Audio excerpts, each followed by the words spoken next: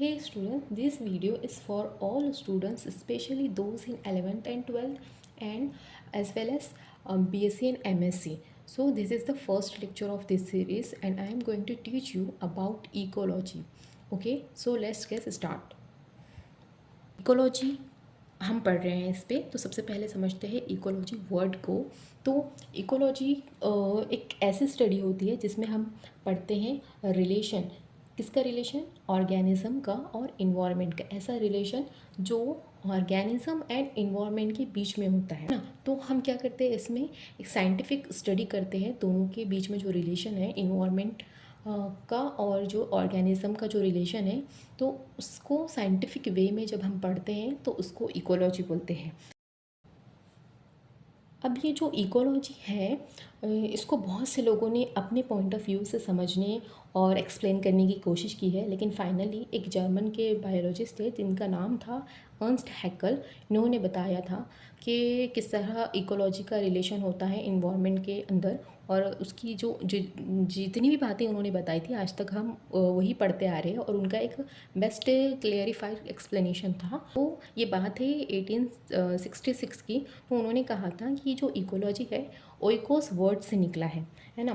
तो और ये जो ओइकोस होता है उसके मीनिंग होते हैं हाउस और होम।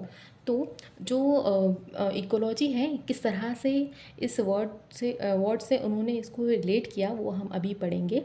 तो देखते हैं कि किस तरह से इन दोनों में रिलेशन बताया गया है। तो स्टार्ट करते हैं। तो होम एक ऐसी प्लेस होती है जहाँ हमारी फैसिलिटी की हर चीज़ें प्रेजेंट होती हैं ना। हम अपनी मर्ज़ी से वहाँ सब कर सकते हैं और अपनी मर्ज़ी से वहाँ चीज़ों को अरेंज कर सकते हैं। होम हमारा कंफर्ट जोन होता है। तो जो लिविंग ऑर्गेनिज्म है उनके लिए उनका होम उनका सराउंडिंग का इन्वायरमेंट होता है।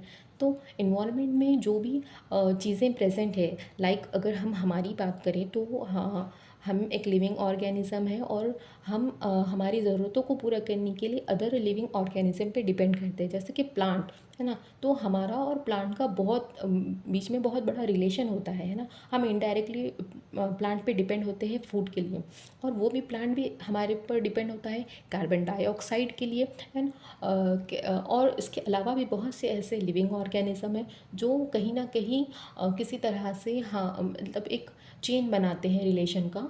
और इसके अलावा भी बहुत से ऐसे फैक्टर होते हैं जो एक दूसरे से इन्वायरमेंट में रिलेशन बनाए रखते हैं।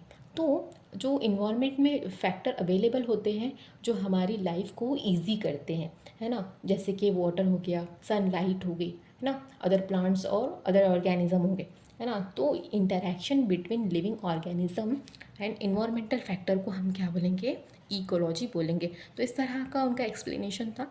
तो अब ये इन्वायरमेंटल फैक्टर जो होते हैं उनको हम समझते हैं कि कितने टाइप के हैं और कौन कौन से हैं।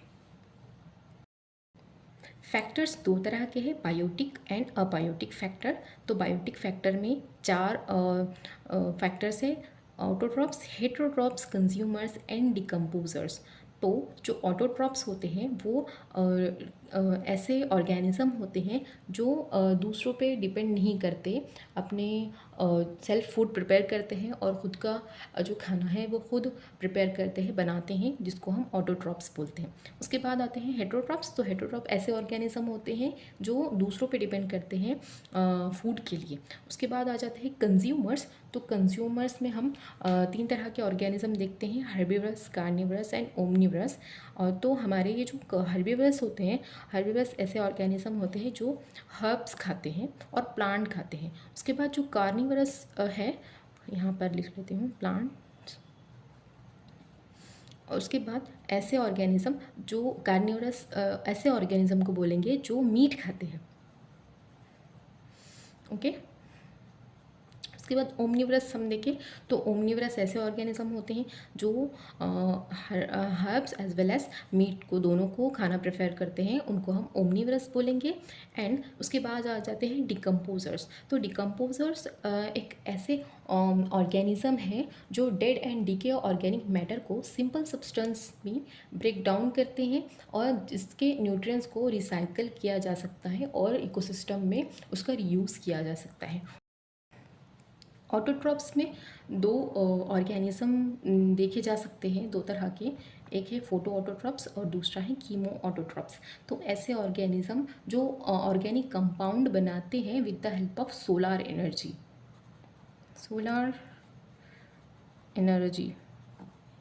Okay.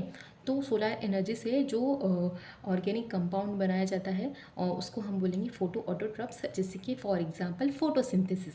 Okay, example photosynthesis. Okay. अब दूसरा आ जाता है ऐसे ऑर्गेनिज्म जो कीमो ऑटोट्रॉप्स हैं। तो यहाँ पे ये जो कीमो ऑटोट्रॉप्स है ऐसा ऑर्गेनिक कंपाउंड बनाते हैं जो जिसमें केमिकल रिएक्शन होती है ना। तो ऐसा ऑर्गेनिक कंपाउंड बनना जिसमें केमिकल रिएक्शन होती है, जैसे कि बैक्टीरिया हो गया है ना एग्जांपल। मतलब केमिकल रिएक्शन के थ्रू जो उनके अंदर चेंजेस होते हैं और कंपाउंड बनता है उसको हम बोलेंगे कीमो ऑटोट्रॉप्स। जिसके अंदर केमिकल रिएक्शन होती है, सॉरी हाँ, जिसके अंदर केमिकल रिएक्शन होती है उनको बोलेंगे आप कीमो ऑटोट्रॉप्स। ओके, जैसा कि बैक्टीरिया हो गया, फंगस हो गया, है ना, एक्सेट्रा। बायोटिक फैक्टर में दो आ जाते हैं, physical factor and chemical factor. तो फिजिकल जो फैक्टर है उसमें लाइट आ जाती है, temperature, water, air, fire, precipitation. मतलब ये कि किस तरह से लाइट हमारे इन्वायरमेंट पे इफ़ेक्ट करती है, उसका क्या रोल होता है, टेम्परेचर का, वाटर किस तरह से इन्वायरमेंट में डिफरेंट डिफरेंट रोल प्ले करता है, एयर। इसी तरह ये सारी चीज़ें जो यहाँ पर मेंशन की गई है उसको हमें एक एक करके देखना है डिटेल में। वैसे सिलेबस में तो इतना है नहीं आपको कि हर एक चीज़ को मतलब डिटेल में बताया गया है, लेकिन लाइट, टेम्परेचर, वाटर, इसको हम डिटेल में देखेंगे।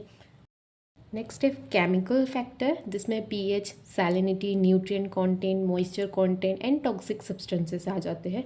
तो इनको भी हम देखेंगे एक एक करके नेक्स्ट वीडियो में। और नेक्स्ट वीडियो में हम थ्योरी भी देखेंगे कि जो हमारे बायोटिक और अबायोटिक फैक्टर है इनकी थ्योरी हम किस तरह से, अगर क्वेश्चन पूछा जाए तो हम किस तरह से लिख सकते हैं। Okay. If you have any doubt or need further clarification, drop a comment below and I'll get back to you. If you found this video helpful, please like and subscribe for more content. Thank you.